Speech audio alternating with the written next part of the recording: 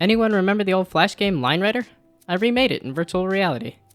Now you can easily draw lines with your hands and ride them in full 3D. If you're unfamiliar with Line Rider, it's a Flash game from 2006 about a character using a sled to slide around on player-created tracks. There were a few options for manipulating line placement, but it's a really basic game. I thought it would make a great candidate for a VR version because drawing lines in VR is fun and easy, and the game isn't much beyond that. This is a big making of video, but if you just want to play the game, check out the links in the description. There's links for itch, IndieDB, and GameJolt for wherever place you want to download the game from. As a note for creation tools, I used Unity and Visual Studio for programming, and Paint 3D for all the art. Step 1 was getting the VR setup working in Unity. Unity has changed their VR setup to be under the umbrella of XR.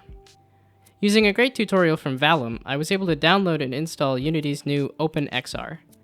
There's really no changes from the basic setup, so if you want to know how to get started with VR development, go watch the tutorials on Valum's page. The link is in the description. There's been a lot of updates, so make sure you're following the latest tutorial. Next step was some basic art. All of the terrible art in the game is made by me in Paint 3D. I've done a fair amount of pixel art at this point, but art is still not my strong suit. Line Rider has a pretty simple icon design for all of its elements, so I figured I could get away with it. I think the 3D version of Line Rider ended up pretty derpy, but I figured it was close enough. I didn't model the scarf, so I could add it in Unity later. For gameplay, I started with the line creation. To make the lines, I created a line segment using a cylinder that is positioned, scaled, and rotated between 2 points every update. Luckily, I had already tackled this problem in another project called Spider Simulator VR, so I was able to steal the code from that project. I make weird projects like this all the time, so don't forget to subscribe for more. The first step is placing the line at the midpoint between the start and end points. I stretch the cylinder along the y-axis as half of the difference between the 2 points. For rotations, I just have the cylinder look at the end point, then switch its axis.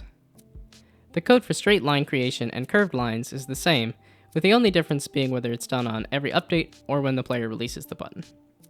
I tested the performance with a line spawned every update and it performed better than I thought it would. Erasing is an entirely different beast. To erase, I added a giant trigger collider to the hands to know when the player is colliding with a line. This also messed up collisions for a while because I had to add rigid bodies to all of the line segments to receive this collision. I'm not sure if it would have been easier to just use a raycast option, but this is what I ended up with. The zoom feature is really just about changing the scale of the XR setup. It shrinks or grows based on the position of the hand from its start position in only a single direction, which is a little clunky to control, but it sorta works. If I cared enough, I could probably make it a little more responsive, but polishing this project and ironing out the bugs was something I really struggled with. Panning was a nice, easy feature to add. This one is as simple as taking the difference between the current hand position and the starting position and offsetting the rig position by that number. Playing and pausing is fairly easy to do in Unity. It's really just a matter of changing the time scale of the game based on toggling the button. Playing the game also spawns the rider into the level at the last checkpoint. I think it's pretty neat to pause the game and view the rider from different viewpoints, and it made it easy for me to generate a thumbnail for the game. Stop works similar to pause, except it also destroys the rider. Checkpoints are pretty basic in that they spawn based on the rider's position. The rider then spawns at the latest checkpoint. It's also supposed to keep the rider's current velocity and rotation, but I don't know how precise it is. I think it's also messing with respawning the level, which isn't ideal, but Unity has floating point problems just entering basic numbers. I figured it was going to be impossible to have the physics system spit out the same solution every time. Trash resets the scene. The exit door goes to the main menu scene. The main menu includes options for starting a game, loading the previous save, and exiting the application. It's all pretty basic. Saving and loading the game was a huge pain. I'm not that familiar with XML serialization, so I spent a while fighting with it. I found a pretty good, quick tutorial from OmniRift to follow that gave me a fairly easy way to save the list of lines. The link is in the description. It took me a while to narrow down some extra saving and loading that was causing problems with the file to get saving and loading partially working. The problem that eluded me and caused too much frustration to solve is, whether the lines exist or not, they still save in the current session. Saving and loading a bunch in a single session just compounds on what is saved every time until it explodes. I messed with it for a while to properly clear out the saved lines, but by the end of the project I was just too frustrated to solve it. Just don't save and load too many times in a single session. Speaking of bugs that drove me nuts, I still don't understand how joints work. The joint I managed to get working for everything was the character joint, but I don't know why the other joints weren't working. There was a lot of testing to get an acceptable position for the arms and legs that flail around okay. It is pretty easy to glitch the body collisions with a crash, but overactive collisions are funny, so I left it alone. The rider and the sled are also connected to each other by a breakable character joint. I'm not sure if I ended up with a good number for disconnecting, but it's working for now. Some other joints that drove me nuts was the collision for the scarf. I set the scarf to be a trigger on a different collision layer, and it would still drag the whole body down. Eventually, I found the connected mass scale variable to modify it so that the body would be treated as much heavier than the scarf to stop the scarf from pulling the character over. Otherwise, I just constrained the rotation of each piece to be along a single axis. The last nasty bug I ran into was lines drawing when making a menu selection. Everything in the game is driven by the hand trigger to keep things easy, and because I couldn't figure out how to detect the other buttons. Eventually, I came up with a complicated system that determines if the hand trigger is pressed down while over a menu button, and only in that situation it would prevent it from drawing a line. One small bug was collision between the rider and the lines. Adding a rigid body to the lines caused a problem for a while, until I switched the line to a mesh collider instead. There's still a lot of little issues with so many small colliders, the speed of the rider, and all of the joints, but I think it does a fine job of getting the idea of Line Rider VR across. I thought I was done with the project, then ran into some more polished features I wanted to add. I added some code for the menu to follow the position of the player, so they can't move too far away from the menu.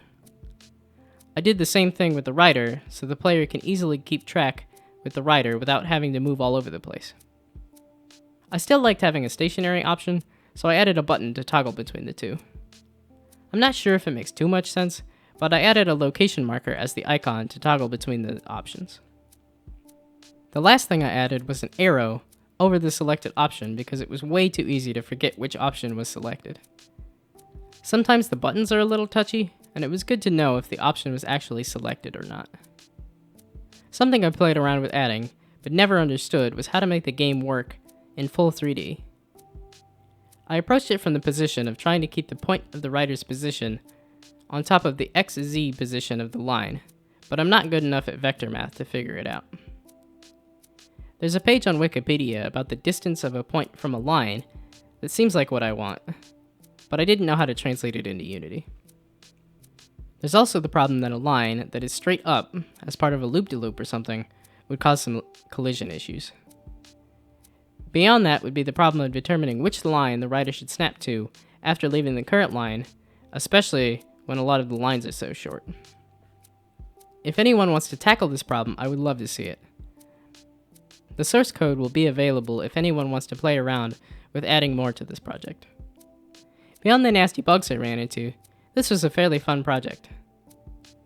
I got a little glimpse into Unity's new solutions for virtual reality, and sorta mostly learned how to do XML serialization. I've still got a long way to go towards making better art, whether it's 2D or 3D, and I should probably stop using Paint 3D to explore it. If you want to watch some live game development, or watch me do pixel art, check out my Twitch channel at Ryan S. Peterson Games.